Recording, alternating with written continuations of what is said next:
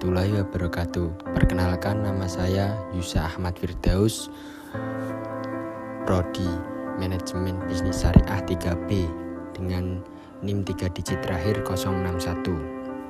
Di sini saya akan mereview jurnal ilmiah Civis yang berjudul Pemberdayaan Masyarakat.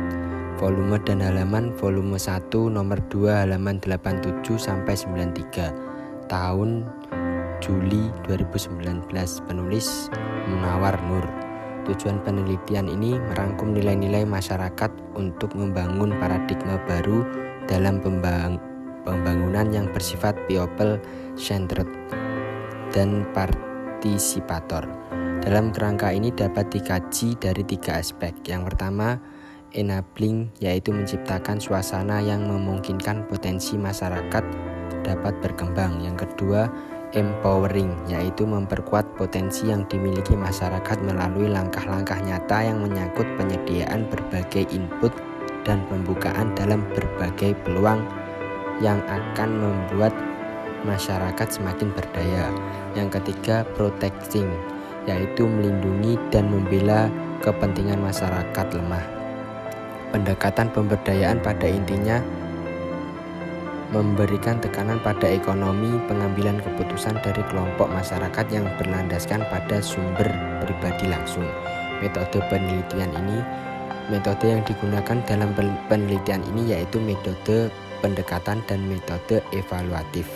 Hasil dan pembahasan.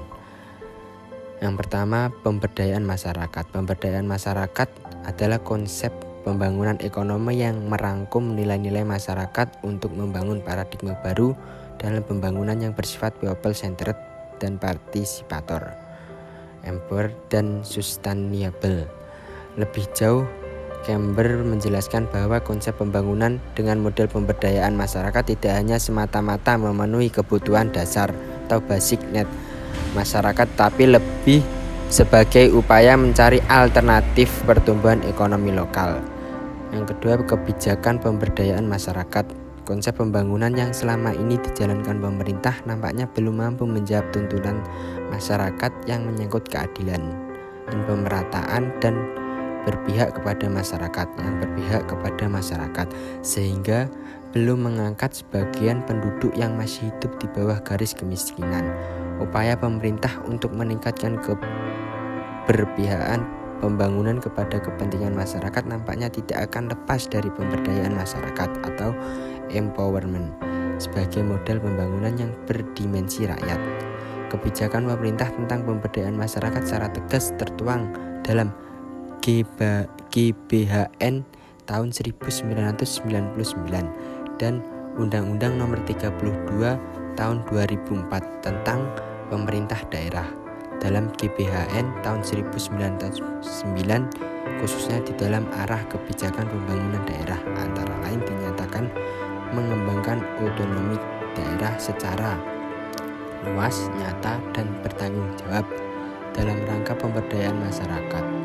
Lembaga ekonomi, lembaga politik, lembaga hukum, lembaga keagamaan, lembaga adat, dan lembaga swadaya masyarakat serta seluruh potensi masyarakat dalam wadah NKRI.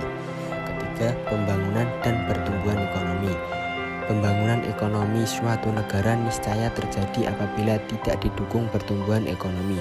Tapi pertumbuhan ekonomi tidak menjadi satu-satunya ukuran keberhasilan pembangunan ekonomi. Pembangunan ekonomi pada dasarnya adalah merupakan usaha untuk meningkatkan dan mempertahankan kenaikan PBD atau produk domestik bruto per kapita, membandingkannya dengan pertumbuhan penduduk melalui perbaikan struktur ekonomi dalam pembangunan yang dipakai sebagai pijakan dalam evaluasi kinerja pembangunan.